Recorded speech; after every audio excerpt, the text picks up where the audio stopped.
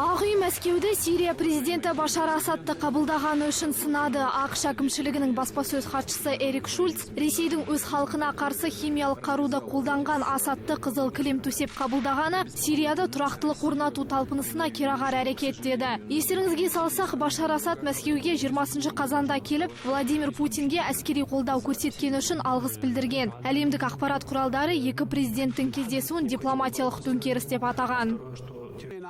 ақш-тың вице-президенті Джо Байден 2016 жылы президенттік сайлауға қатысудан бас тартты. 72 жастағы саясаткер өз шешімін баласының өліміне қатысты қайғысына байланыстырып, сайлау алдындағы кампаниясын құруға үлгере алмайтындығымен түсіндірген. Алайда оған қарамастан Байден демократиялық партияға қолдау көрсететінін айтты. Биылғы жылдың мамыр айында Байденнің 46 жастағы баласы қатерлі ісік ауруынан қаза тапқан. Американдық бақ бұл оқиға вице-президенттің шешіміне әсер етті дейді.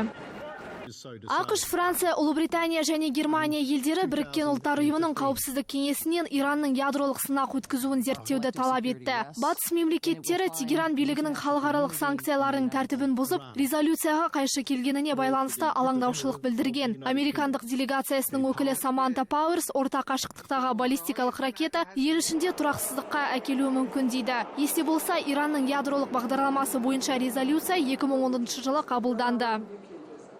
Венгрия шекарасын жауып тастағаннан кейін Словения билігі 20 мыңнан аса мигрантты қабылдады. Ел ішінде баспананың жетіспеу салдарынан босқындар далада қонуға мәжбүр. 30 жастағы Хазем Әл-Муса Сириядан өз жанұясымен келген. Ол батыс дәрігерлері 84 жастағы мүгедек анасына медициналық көмек көрсетеді деп үміттенуде. Мен